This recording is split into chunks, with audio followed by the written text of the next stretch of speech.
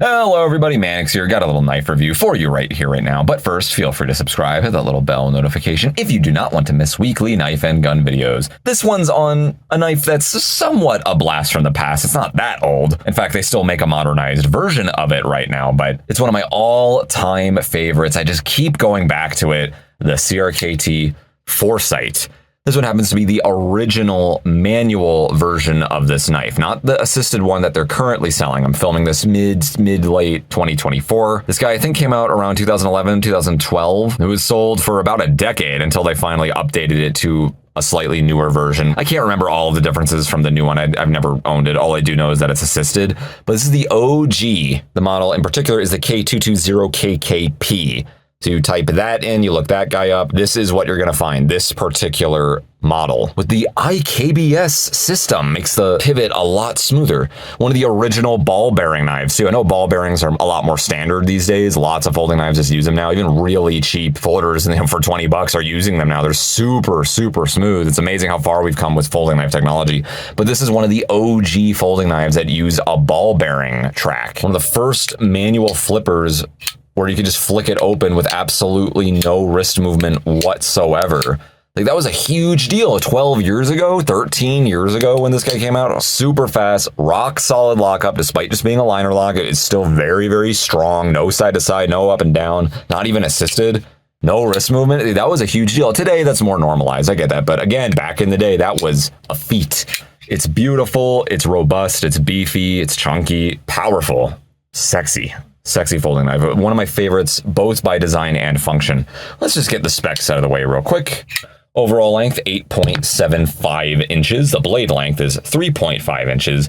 Handle length coming in at 5.16 inches, which I don't even know if that's correct. I'm just going by Blade HQ right now.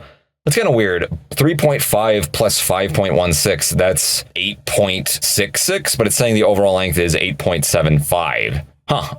You can figure that one out. I guess it's just what I'm reading right here. A lot of specs on websites are wrong, oftentimes, unfortunately, but regardless, weighs 6.4 ounces. Let's just check the weight on this guy. What does my scale say? 6.29. So I think their specs were slightly off on that, but tip down, right hand carry only. We're going to talk about that. Hollow grind on this blade. AUS 8 blade steel. I believe it's a titanium nitride finish. Totally fine. I have no issues with it. It's very medium grade. I would say it's okay. Rust and corrosion resistance. Good edge retention. Not great, but it's fine. It's very strong. We have good tensile strength on it. Very good all around budget friendly, medium quality blade steel, I would say. Cold Steel has been using it for decades almost. I would not say this is a great deal back when it was being sold for like the $75 price range or so, because most people just look at the blade steel and the price. AUS 8. 75 bucks. For a 75 bucks, I could get this and that. Yeah, I know, but you're not going to get this beautiful design right here. The attention to detail, the smooth action, the tight, rock solid lockup. Aluminum handle scales, either an aluminum or possibly an FRN backspacer right there. Steel liner embedded in there. So it's got two steel liners, actually. You can see not fully mounted within the aluminum, but just around the bolster area and about halfway down the handle scales. These used to go for about 80 bucks. Sometimes you'd find them on sale for like 65 or something like that, but around $75 range or so is what these sold for these days. I'm not really sure what these things are going to go for, because although they are discontinued, and obviously discontinued knives are generally more expensive than knives that are not discontinued, they have a new version of this guy, which is very, very similar to this one as far as I know. So I don't really know what these are going to go for, but eventually they'll just go up in price. Also, it's got a rounded spine, which is sexy. That is beautiful. Beautiful. It's extremely comfortable. I love the choils in this handle right here. Now, it's what I would call an extreme design because it's not very versatile. You grip this in some other position, like you're pole cutting or something like that. That is not going to be very comfortable. It's extremely uncomfortable, actually. Reverse grip's really comfortable, but it's meant for the standard grip right here. So you try to hold this in any other position, or you grab it in a goofy position under a stressful situation or something like that, it's not going to be comfortable. That is a disadvantage to what I would call more extreme or ergonomic handle designs. Very comfortable in specific positions, not very comfortable in many others. But for this position of holding it in the standard grip, it's extremely comfortable. It's like I grabbed a giant piece of clay and just clenched on it. It feels like it's molded for my fingers. The thumb ramp up here is great. There's a hole right here. As you can see, a rounded cutout within the spot where your thumb is supposed to go, and your thumb fat just kind of nests inside of there. It's wonderful. There's no jimping on here other than the liner, I suppose, but I don't even need it. I feel like I'm not even missing out. I'm really, really locking my hand in an aluminum. That's right, an aluminum handle with no jimping, no texturing. It's comfortable, and I feel like it's not going to get knocked out of my hand. That is impressive. Sheer design and the cutouts in the handle, the finger grooves, are what make this knife tight as far as grip is concerned. We do have some jimps on the flipper, so I did lie about that. We do actually have some jimping right there, but it's not that necessary, I think. It does kind of line up with the liner jimping as well, so you can really help lock your index finger in there. It's a nice little guard. Just kind of matches up that cutout right there. Big old lanyard hole down there. Blactical to the extreme. Now the pocket clip.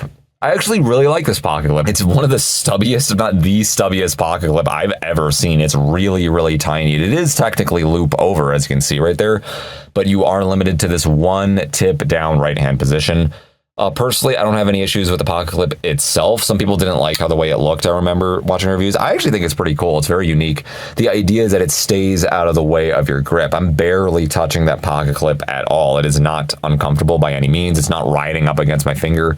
I'm touching it a little bit, but it's not uncomfortable. It's out of the way of my grip. That would be a disadvantage. The one disadvantage I could think of with a tip-up pocket clip with a knife like this, it'd probably get in the way of my grip and make the knife less comfortable overall, despite it carrying better, I think. But it is actually great for what it's trying to do. It would be nice if it was swappable, but this is back in the day when CRKT notoriously was not making any of their knives tip up. Tip down right hand, tip down right hand, tip down right hand. These days they kind of caught on to the tip up thing, but back in the day, this was kind of normal. But what I don't like about it, I gotta babysit it and give it special treatment to extract it. It gets kind of pinched in my pocket, unfortunately. When I try to grip this out, sometimes it doesn't extract out at all. I just end up slipping. I end up having to do this kind of pinch grip bullshit to get it out of my damn pocket, and that's not very fortunate. If you're in an emergency situation, that's not good. If your adrenaline's going, your muscle memory is going to take over most likely, and you're probably just going to try to grip it just like you would any other knife you have on you. So if you rotate through different knives, you may not remember it's this knife in particular, and you have to do this instead of just gripping it like any other knife.